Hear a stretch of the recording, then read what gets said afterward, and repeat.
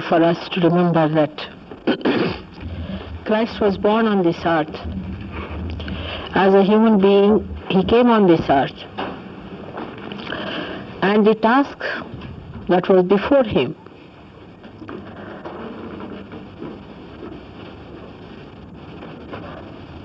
was to enlighten human awareness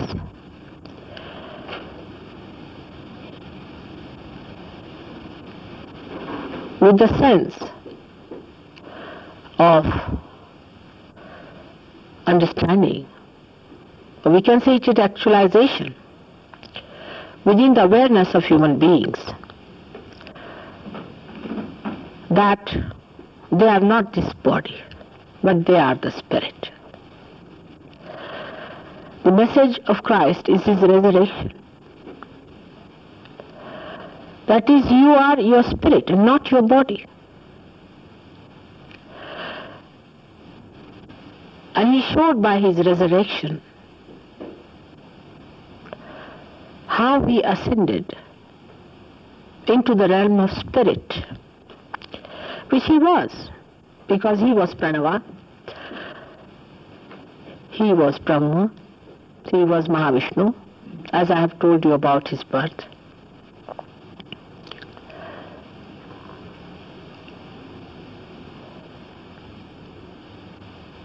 And when he came on this earth, in a body,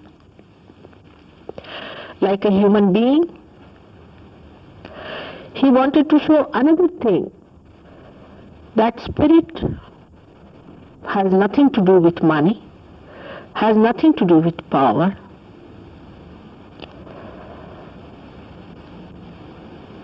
It is all powerful, all pervading, but is born in a stable.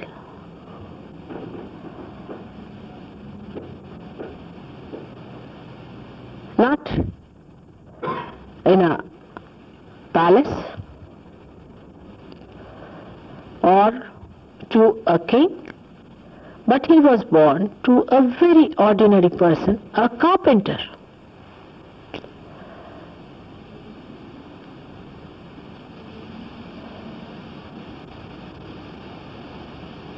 Because if you are the king, as we say in Hindi language, Badshah, then nothing is greater than you, isn't it? It means simply that. Nothing is higher than you, neither anything can decorate you, because whatever you are at the highest.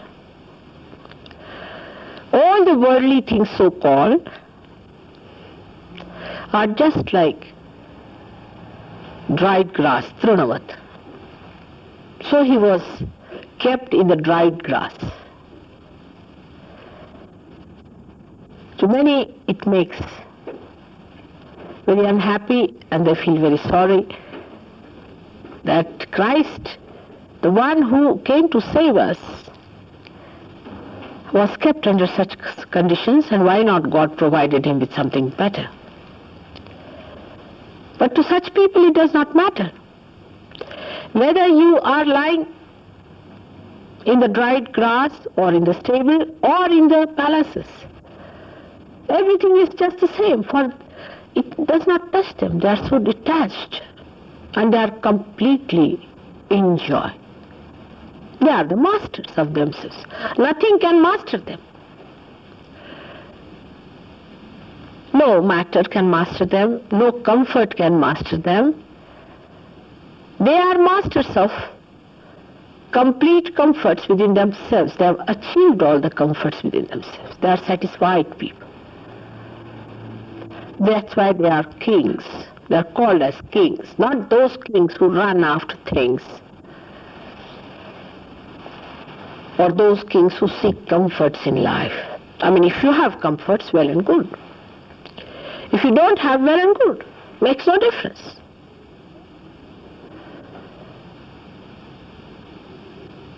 So many people, especially in Latin America when I went there, they said, but we can't understand why Christ was born as a poor man. This is again the human concept about God is. See, he wants to command God, be born in a king's palace. You cannot order him about. We have our own concepts about God. That why should he be a poor man? Why should he be helpless? He never showed his helplessness. He was much more dynamic than all your kings and all your politicians put together. He was not afraid of anyone. Whatever he had to say, he said it. He was not afraid of crucifixion or any such punishment so-called. It's only the human beings, you see, who have these false ideas about life. And that's why they want to put these ideas onto God also and try to make him follow their own concepts. God is not your concept. He is not a concept at all. To also say that concept is after all is a concept is also a concept. This I have found out very recently. This is another myth people carry. Those who say that, oh, concept is a concept, all right. Mataji says, all right, so what? But even this is a concept. Because concept is thought. You have to rise beyond thought, at a higher level, into thoughtless awareness, where you are not in thought, but you are in the center of the thought, in the sense that one thought rises and falls, and there's a place in between, another thought rises and falls. You are in the center of these thoughts. The vilamba, as we call it, the time where you pause. Then you will understand Christ. He was here, partly of course to save us, because he had many aspects, I should say. Not only to save human beings, he came on this earth. There were many more aspects. This is also human beings have a demand, you see, that they must be saved. Why? One should, from God's angle if you see, why should they be saved, all of them? What have they done for God? How can you demand, God, that you must save us? Can you? You cannot ask for that.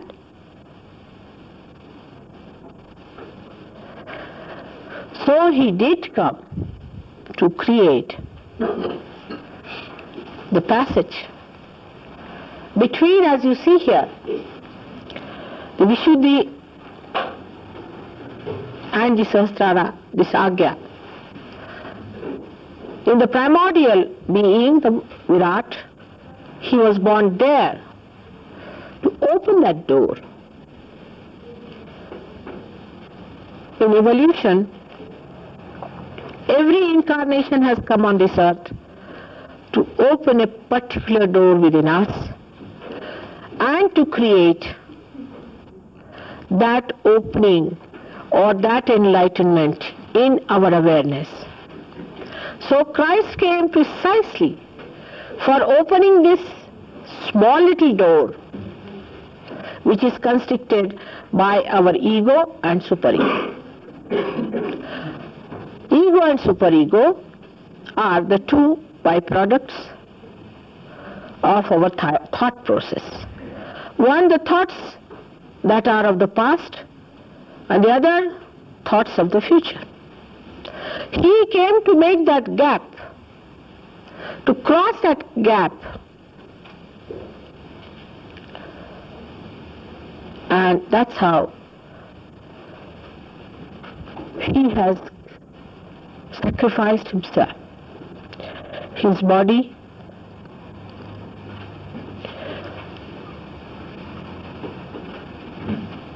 for you it is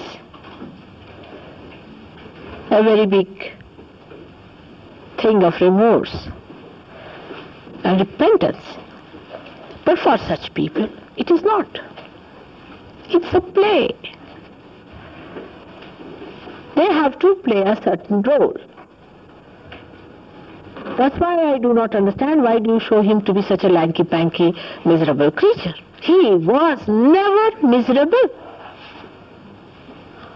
Such people can never be miserable as you are. This is another concept of man, that he should be lanky, panky, tally, skinny, starved, bones coming out. Count them one by one. Horrible, I tell you. From his childhood to his death, he was jolly person. He was happiness. He was joy. To make you all happy, to give you the light of happiness by enlightening your source of joy, that is your spirit in your heart, that he came on this earth, not only to save you, first to give you happiness, to give you joy. Because human beings in their ignorance and in this tomfoolery are unnecessarily beating themselves and destroying themselves. When nobody asked you to go to pubs to get into trouble, nobody has asked you to go to races and become bankrupt. Nobody has asked you to go to horrible gurus and get into troubles. But you seek your destruction morning till evening. Then he comes there, like a morning flower, to make you happy. First, to make you happy, to give you joy. You see, any child, at least I know myself, I don't know about the funny people here. I mean, for them flowers also look like thorns. I mean, I don't know how they manage that stuff. But you see a child anywhere, any child, such a joy-giving thing it is. And this is the child of the divine that comes on this earth as a child. It's the most joy-giving thing. And that's why Christmas for all of us, for the whole universe, should be a festival of great joy. For he brought light for us, by which you can see that there is someone called as God, there is someone who is going to remove this ignorance. This was the first beginning.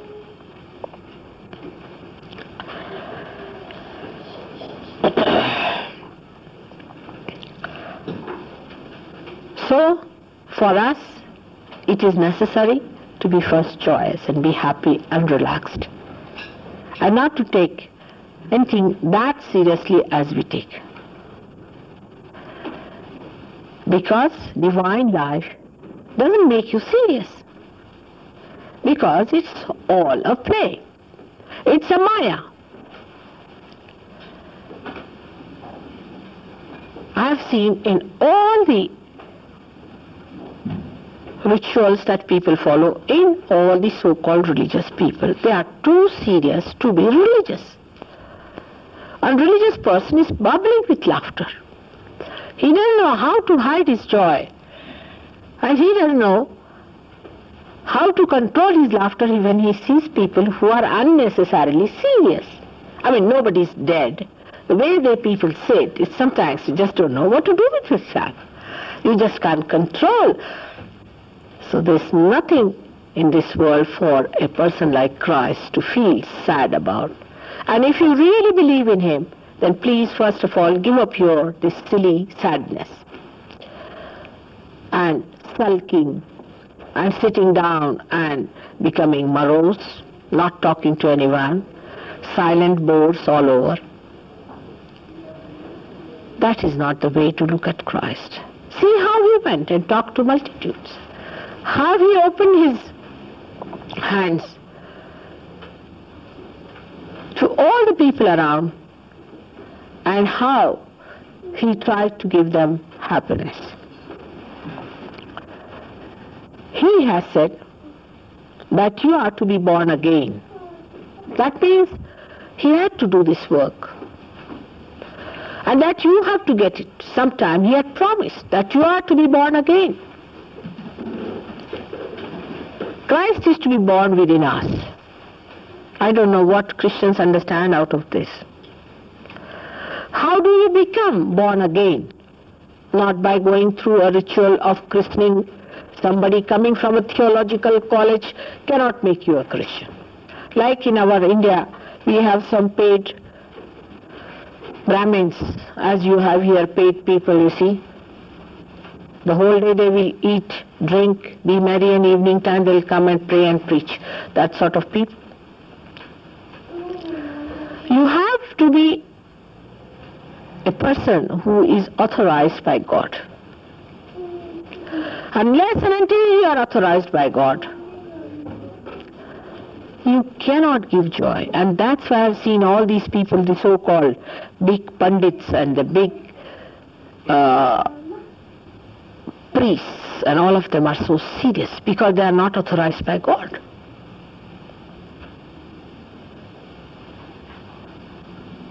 Even on a Christmas day, I mean, anybody who comes from a village may think there's a funeral going on.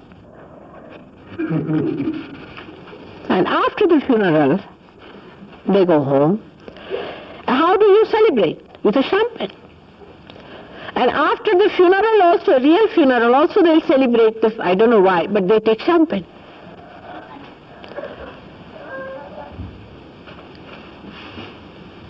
How can you celebrate Christ? By insulting Him. He came to enlighten your awareness because He respected your awareness, the point at which it had reached. But you are trying to put it down. Is this the way to understand Him? And He has promised that you are to be baptized, you are to be born again. And now in Sahaja Yoga, this promise is being fulfilled. So be joyous that here at the Agya Chakra, again Christ is born within you. And He is there. And you know how you can ask for His help, always. But the main thing that one has to understand, that the time has come for you to get all that is promised in the scriptures. Not only in the Bible, but all the scriptures of the world. The time has come today that you have to become a Christian, a Brahmin, a Peer, through your Kundalini awakening only. There is no other way out. And that your last judgment is also now. Only through your Kundalini awakening, God is going to judge you. How is He going to judge you otherwise? You think of somebody now. A person comes in now, here somebody sitting to judge you. How? By how many hairdressers you have been to? How many suits you have stitched for the Christmas? Or what presents you have bought? And how many cards you have sent? And to how many people you have sent some other things which may not be very palatable. That's not the way. Or is it that at what price you have bought all the things? The way we are particular? Which way are we going to be judged?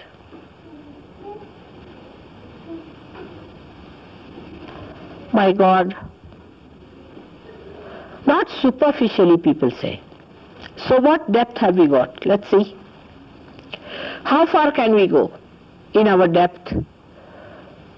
At the most, we reach a point where we are nothing but a concept again. So whatever depth we know goes up to only rationality, up to the concept point. Beyond that we cannot reach. So how can we be judged? How do people are judged if you go to a doctor?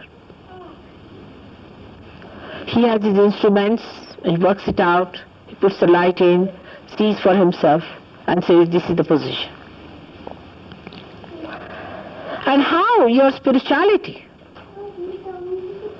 is going to be judged. How a seed is judged?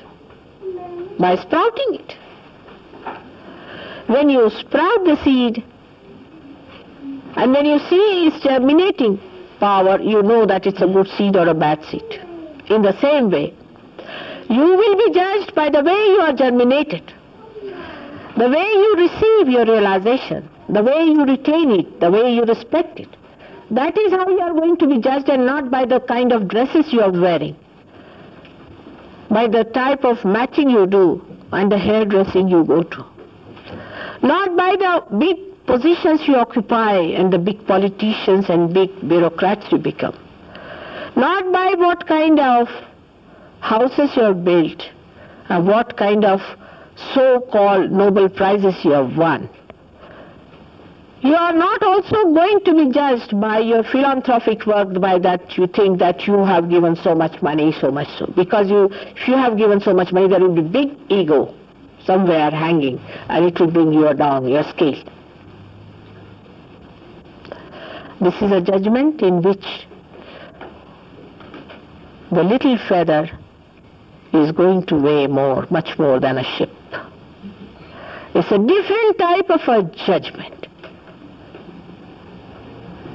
of a personality. You can see how Christ was judged by human beings and how he was judged by God. He came and lived in the dried straw like a feather. His mother never felt his discomfort.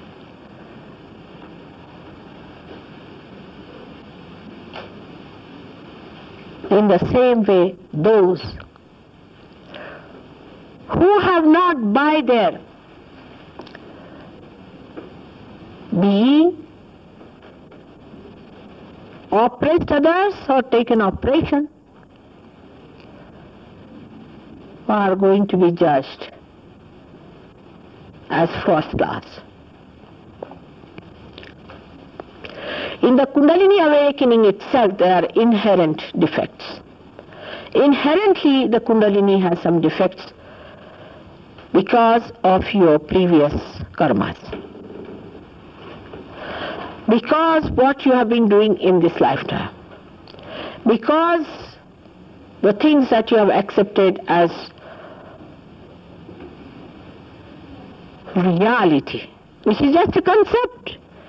Because when you have not known the absolute, whatever you will be doing, there will be a little of ignorance with it. Whatever you have done in darkness will have a particle of darkness in it. So without knowing realization, if you are propagated, oh, we are great saints, this, that, you will have no chance. If you think you are a very divine personality and you are already a realized soul, no chances. All the priests of all the religions will be the last to get realization.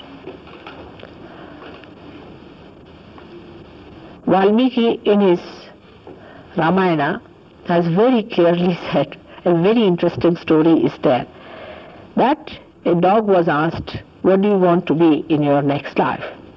So he told, make me anything but don't make me a Mataji. A person, Mataji is a person like a priesthood. So make me everything but not a priest anywhere. Just imagine a dog having that wisdom.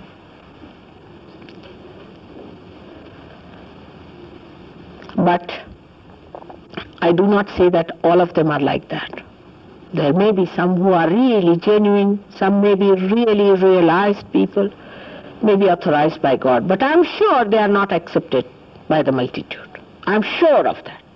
Because I've seen your history and all that. I've seen all such people have been discarded and have been tortured. But now the time has come to judge the right and the wrong. You cannot crucify anymore. You cannot. Everyone is going to be judged through Kundalini awakening. Now, you should know there are 3 categories of human beings.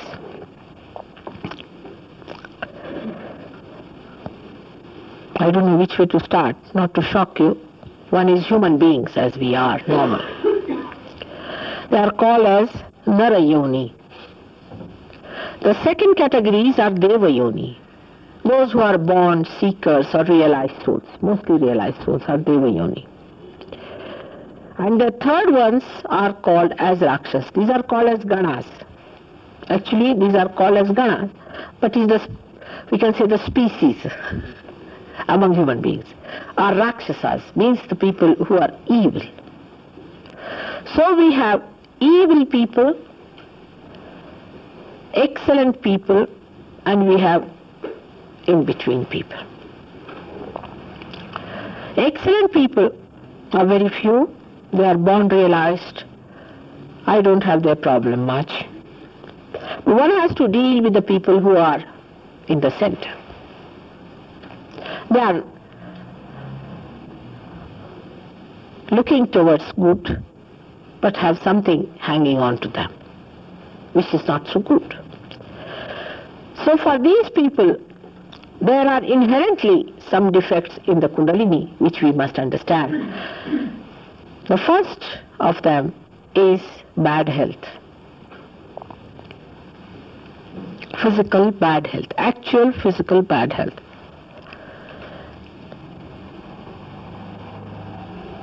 In this country especially, people suffer from too much of cold and other troubles due to over-calcium in the water. In the same way, according to the countries, Sthana Vishesh as they call it, you have your problems. Like in our country, we have some problems. Like in your country, you have certain problems. So the physical problems are according to the country where you have taken your birth. Most of you have decided to take birth in particular countries. That's why you are identified also, to such an extent sometimes that you think there is no defect. Every country has a variety by which you suffer a certain amount of setback in your health. So for a Sahaja Yogi, one should know that health is a very important thing, because this body is the temple of God, and one has to look after your health. And you know also, when the Kundalini rises, the first thing that happens is that your health improves because of the parasympathetic fulfillment. Because parasympathetic gives you enlightenment, which flows into sympathetic, and your health improves. I will not tell about it very elaborately today because time is short, but if you read I would say I haven't yet written much, but if you listen to my lectures and some of them which are written down, you will know how Kundalini helps to cure most of the diseases except for which are being tampered by human ailments. Like a kidney trouble now has been cured by Sahaja Yoga, no doubt. We can cure kidney trouble. But a person who has been on the machine, we've tried, cannot be cured. We can give him longevity, but he cannot be cured. But to cure people is not your job at all, by any chance. You must remember this. No Sahaja Yogi should take to curing people. They can use my photograph, but not to take to curing, because it means you are a big philanthropic personality. I have seen people who have been curing get into such a mania of curing that they forget that they are also catching something and they are also getting some troubles, and they never cure themselves. Ultimately, I find they get out of Sahaja Yoga. But with the photograph, you can cure people. Do not think that it is your duty, that you are a great sort of what you call a benefactor. physical benefactor. No, you are not. You are a spiritual benefactor, but as a byproduct, the body of the person improves, because if Christ has to be awakened, if God has to come in this body, then this body is to be cleansed. It is done by Kundalini. But it does not have a separate work like hospitals. I have known people who went so mad with their power of curing that they started visiting regularly the hospitals. And they ended up in the hospital only. They would not even come to programs. They would not even come and see me. So this is one of the greatest hurdles you have got, is the vyadhi, is the bodily ailments. And the bodily element also should not take you down too much. If we have some problem, forget it. Gradually it will improve. With some people it takes time to get all right. But the main thing is to get to your spirit. So do not always say, Mother, cure me, cure me, cure me. But just say, Mother, give me the spiritual life, and you will be cured automatically.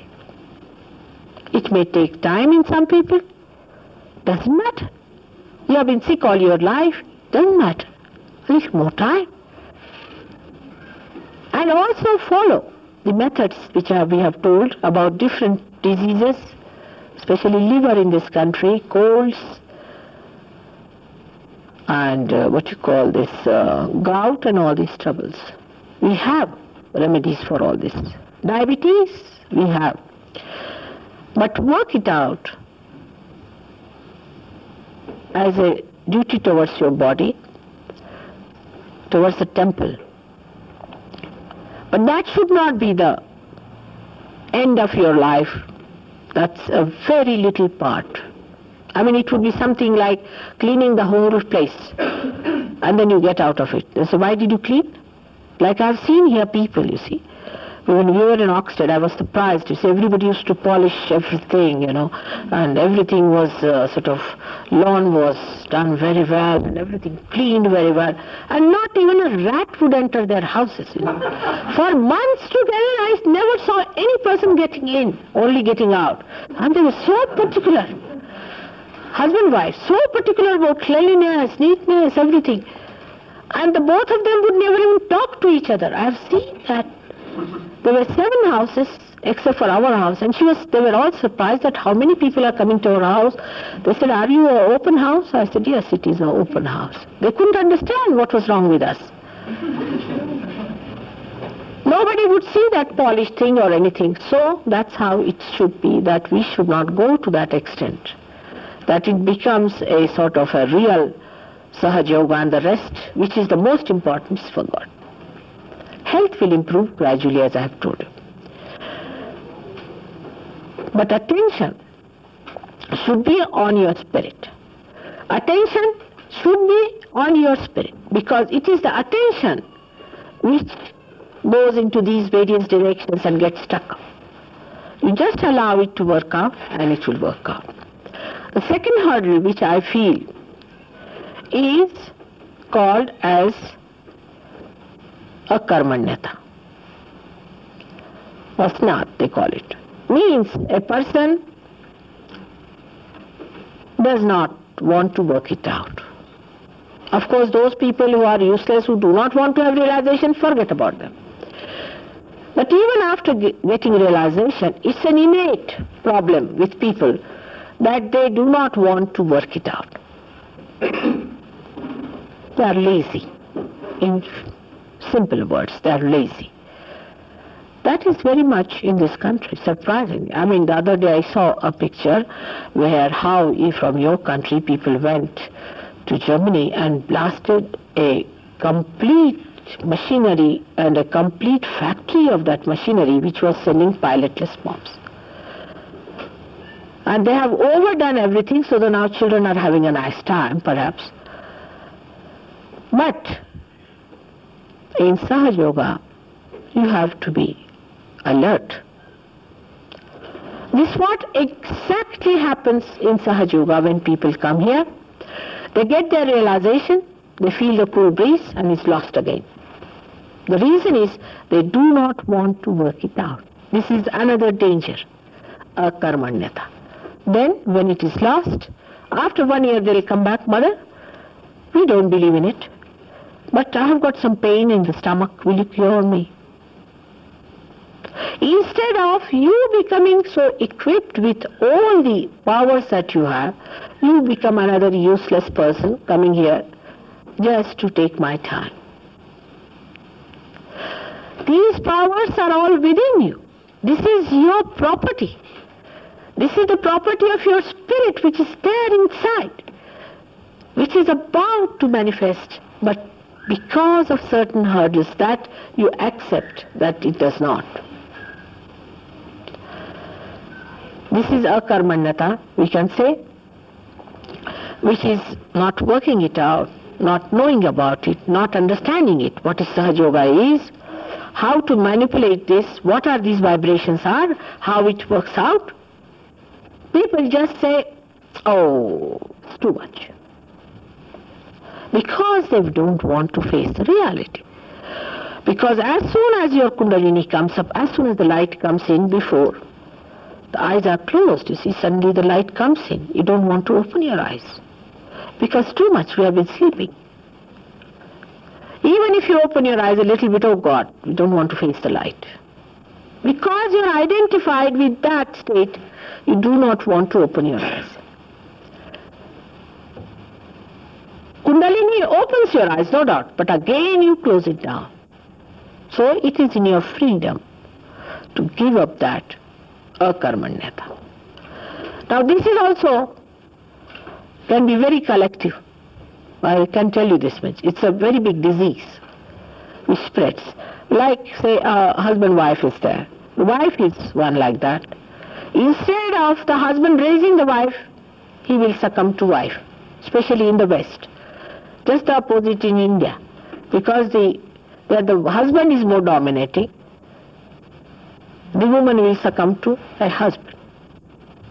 So what happens is that out of the two, those who have got it also are just wasted. Instead of that, both of them could be very well realized and could be there if the one who is realized puts down his will that no, I'll keep my eyes open to see. Let me see it. I must give a chance to myself. If they accept it, then it works.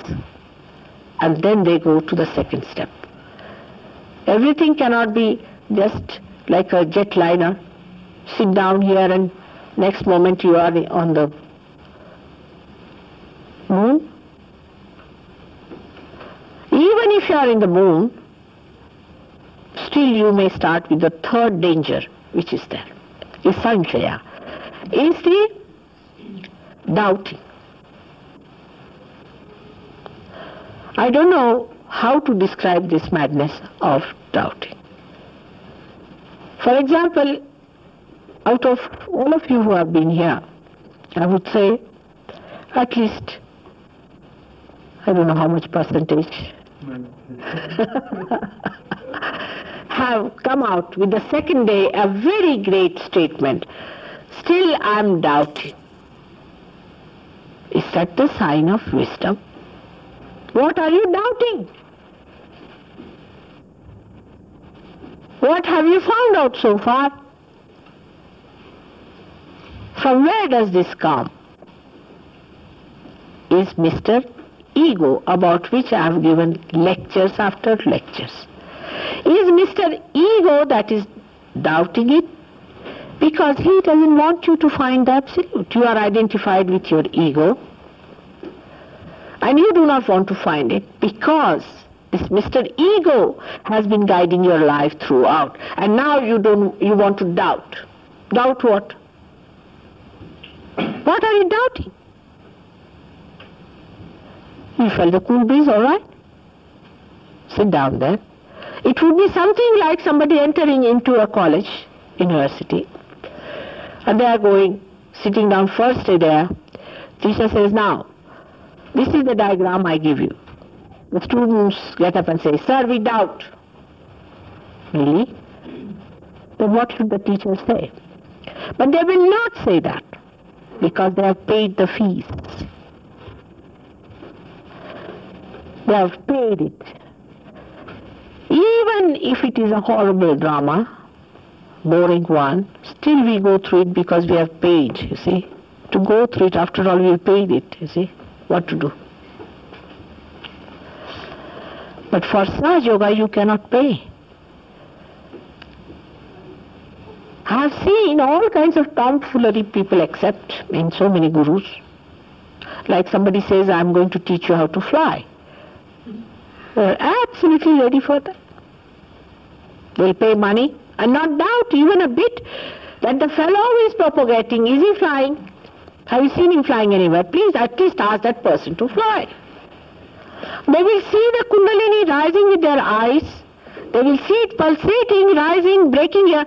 Still they'll sit down and say, I am doubting. Now who are you? How far have you reached? Why are you doubting? What are you doubting? What have you known so far about yourself? Now humble down yourself at this point. Humble down in your heart. No, I have not known myself. I have to know myself. I have not known myself. I haven't got the absolute. With what instrument I am doubting? This is one of the greatest hurdles of Kundalini awakening and in after awakening, called as Samshaya. The fourth one we can call it as Pramad, is the one by which we go on faltering all the time. Foolish questions. I mean, there are certain things one has to follow. If you are going on the road, you see, you are used to, say, continental driving. So always you turn on the wrong side. But in London you will be arrested. In the same way, so far you have been doing continental driving. Now you are in London. So you better take to the ways of Londoners and understand the roads and the maps and the regulations that are needed and try to follow them. But you are doubting it. That's the main point. Then you don't want to follow it. So the pramad is the mistakes that arise. Because Kundalini awakening is a free gift to anyone who comes here. To anyone who has been to any sort of hell or heaven or has done point about it. And why do you doubt? You are not paying any money. These two things go hand in hand. Doubting and pramad is the mistakes that we commit throughout. Because we are doubting, that's why we do not take it up seriously. We do not understand it, the rule of the road, and we just start driving. And then we have accidents. And then when we have accidents, we blame Mataji for that. That is a very, very common thing that happens, that we blame Sahaja Yoga. We blame that spontaneous happening within us. We never take the blame upon ourselves. That, no, I must have done this mistake. All right, doesn't matter if I make mistakes, I will rectify it. It's all right. Mother is forgiving, no doubt. I forgive. But sometimes my forgiveness is also of no use, because unless and until you realize that it was a mistake, you should go this way, instead of that you have gone that way. So rule of the road is to be understood. That is the one comes to us called as pramad. After that, we have another inherent problem, is called as brahmadarshan, hallucinations. We start seeing hallucinations, especially with people who take LSD and all the such things. They don't see me sometimes, they just see light. Or any such hallucinations you see of the future or of the past. They may see me as something else and they may see me as something else. If you see me in dreams is alright, or see something in dreams is alright, but you start seeing some things, that's called as Brahmadarshan. Brahma means illusion. Then you start developing illusions. But the worst part of it is that people start telling lies about it. I know about everyone. And when this Brahmadarshan starts, it's the most dangerous thing about vibrations also. Some people are absolutely cocksure about themselves. I see that. And they'll tell all the world, you see, they'll dominate everybody saying that the vibrations of this is not good, the vibrations of that is not good, while they have no mastery over it. Now, if I somehow or other, see, I have to be very careful, I can't talk like a teacher, so I somehow or other say that, all right, you give yourself a bandhan, and now you put your hands towards me and see for yourself and all that. If they, by any chance, know that I've found out that they are lying, then they are finished. I must keep up their falsehood, everything in me. In by chance, you see, I'm very careful though, because I know they are always on a slippery ground. So even if I mention in a way that is not so blunt or anything, still it might happen. But one must know that it is for our good, that we have to stick on to the truth, and we should not be led away by our own ideas about ourselves.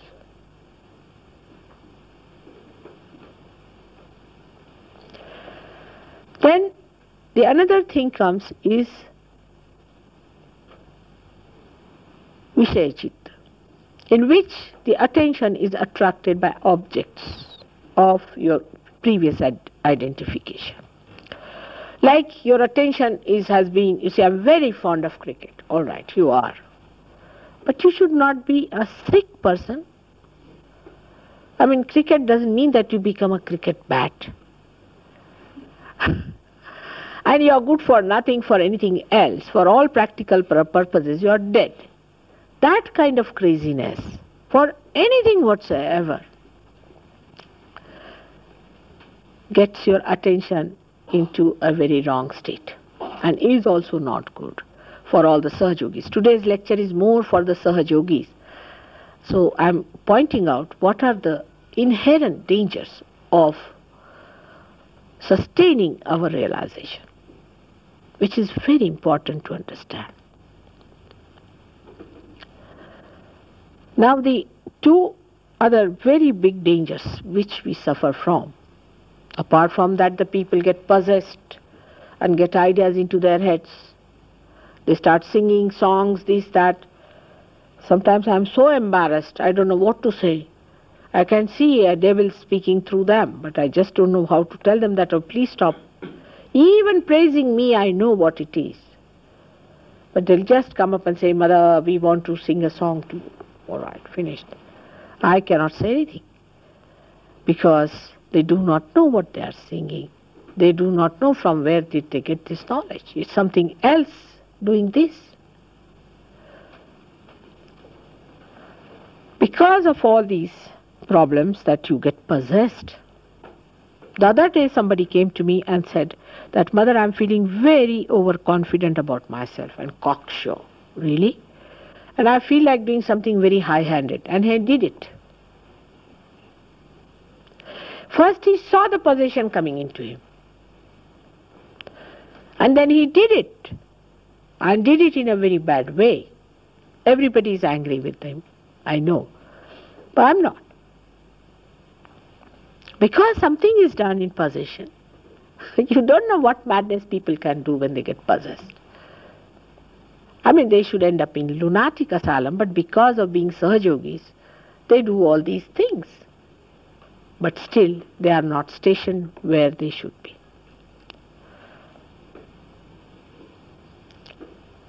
Then there are two more stages in which a Kundalini which rises also falls down. This is an inherent danger in a person. Many people have asked me that, Mother, if we get realization, does it stay? It does stay, part of it. Sometimes it is very thin part of it. Sometimes the whole thing is sucked back. It is sucked back. If so, then you will say, then we start doubting. Where is it written that you will be lifted up and put into something great, whatever may be your problems? Is it possible? Even from here, if I have to go to India, I have to get inoculations and vaccinations, I have to get my passport, go through an interview. While if you have to enter into the kingdom of God, then you are going to be judged. Not only judged, but even when supposing you give a grace mark and all that and a person is allowed to sort of get into the plane, maybe that they may ask you to get down. Is possible. And that happens with some people, that the Kundalini falls out.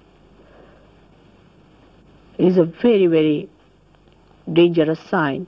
It comes through many problems like gurus and going to wrong places, also going to spirits and doing all black magic, and also bowing before people who are not incarnations, worshipping wrong type of deities, and also doing mad rituals, fasting at wrong times and not understanding the science of fasting and of ritualism and chakras and the connection, a complete synthesis of Sahaja Yoga.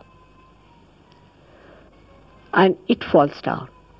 In some people you have seen that Kundalini rises and immediately falls down. It's a very, very dangerous thing, which really is very troublesome also. But still one can fix it up. Last danger that we have, which one should know, that you start feeling that you have become God or some like an incarnation or something. This is the biggest danger. And then you start taking law into your own hands and start rebuking others or doing all kinds of high-handed business, or getting over self-satisfied with yourself. This is a very big danger. Humility is the only way to know that there's an ocean before you. You have got into the boat, all right, but you have to know a lot, you have to understand a lot, and you have to still attend to your attention, to your chitta, to your awareness, and you have to still work it out in such a way that you really establish yourself as a full-fledged Sahajogi, by which collectivity becomes a part and parcel of your being, by which you have no doubts left. From thoughtless awareness, you jump into doubtless awareness. Unless and until that happens within you, is not mind, but is a state in which only the Kundalini will rise whenever you will raise your hands. Unless and until you have achieved that state, please try to work it out. Don't be lazy. You have to see around yourself, meet people, talk to them. The more you talk about it, the more you do it, the more you give it, the more it will flow. The more you sit at home, oh, I'm doing my puja at home. Nothing. It will stagnate. And stagnate. You have to give it to others. You have to think of others. Thousands of them have to have it. And that's why it is important that don't get bloated with the idea that you have all the powers of the world already manifesting. Never. When these powers really manifest, you are really not aware of them. Absolutely. Imagine the sun saying, I'm the sun. Will he say so? When he is the sun, what is that? But if you go and ask the sun, are you the sun? He said, yes, by the way I am. What can I do about it? It's that simple, you become a very simple person, absolutely simple, because there is no camouflage, there's no complication. You are that. So, anybody asks you funny questions, you say, by the way, what is there to ask? It is so. I mean, if I am a realized soul, I am. What does it matter?